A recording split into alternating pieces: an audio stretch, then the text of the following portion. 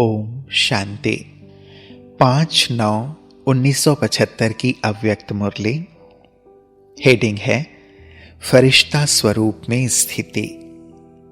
फर्शवासी मनुष्य से अर्शवासी फरिश्ता बनाने वाले सदा लाइट रूप प्रमुख हीरो पाठधारी जीरो शिव बाबा ने फरिश्ता बनने के पुरुषार्थी बच्चों के सम्मुख यह मधुर महावाक्य उच्चारे।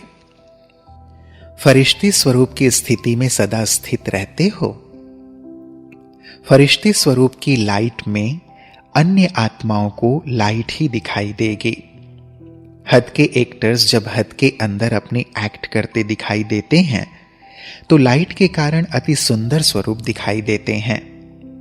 वही एक्टर साधारण जीवन में साधारण लाइट के अंदर पार्ट बजाते हुए कैसे दिखाई देते हैं? रात दिन का अंतर दिखाई देता है ना।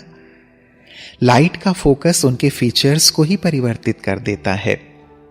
ऐसे ही बेहद ड्रामा के आप हीरो हीरोइन एक्टर्स अव्यक्त स्थिति की लाइट के अंदर हर एक्ट करने से क्या दिखाई देंगे? अलौकिक फरिश्ते। साकारी की बजाय सूक्ष्म वतनवासी नजर आएंगे। साकारी होते हुए भी आकारी अनुभव होंगे। हर एक्ट हर एक को स्वतः ही आकर्षित करने वाला होगा।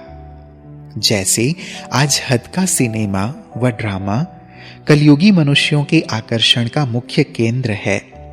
छोड़ना चाहते हुए और ना देखना चाहते हुए भी हद के एक्टर्स की एक्ट अपनी ओर खींच लेती है, लेकिन उसका आधार लाइट है।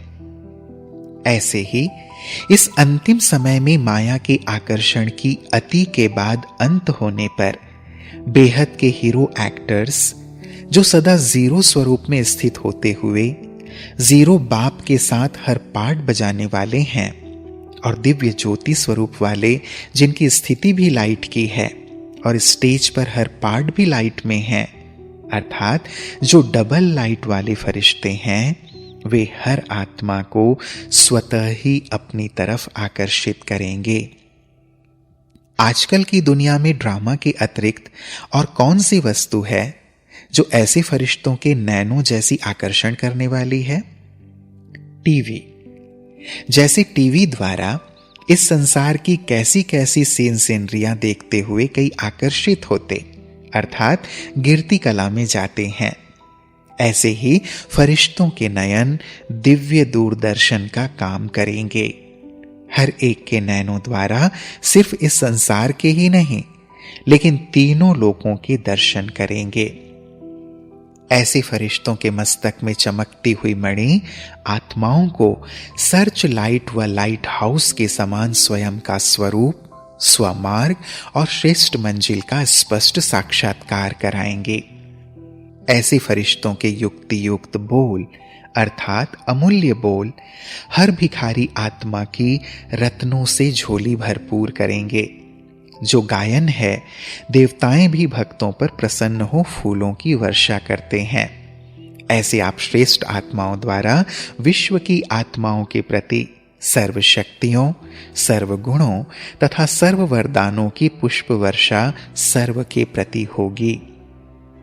तभी आप सबको देवता अर्थात देने वाला समझकर भक्तगण द्वापर युग से देवताओं का गायन और पूजन करते आ रहे हैं, क्योंकि अंत समय सर्व आत्माएं, विशेषकर वे भारतवासी आत्माएं, देवता धर्म की अंत तक वृद्धि पाने वाली आत्माएं, जो सतयुग में आपके देवताई रूप की पालना तो नहीं लेंगे, बल्कि बाद में इस धर्म की वृद्धि होने के समय से लेकर अंत तक के समय में आपका देवता रूप, दाता रूप अथवा वरदाता रूप अनुभव करेंगे।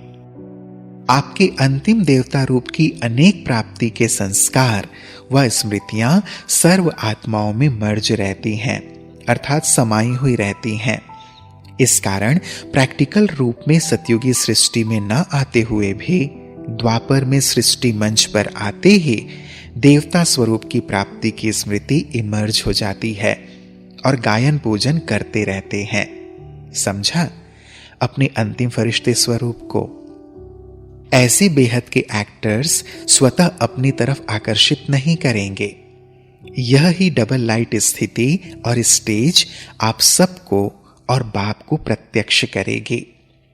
जीरो और हीरो दोनों प्रत्यक्ष होंगे। समझा? लाइट चली गई। फिर बाबा बोले, अभी भी देखो लाइट में कितना काम होता है। अभी भी आप सबके आकर्षण करने की वस्तु लाइट के आधार पर है।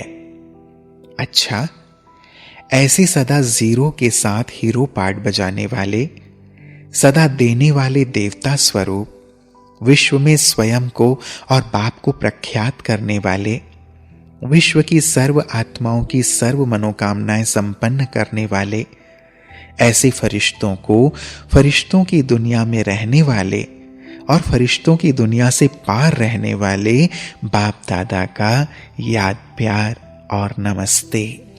हम बच्चों का भी प्राणेश्वर बाप दादा को याद प्यार और नमस्ते नमस्ते नमस्ते। शुक्रिया बाबा, शुक्रिया। ओम शांति।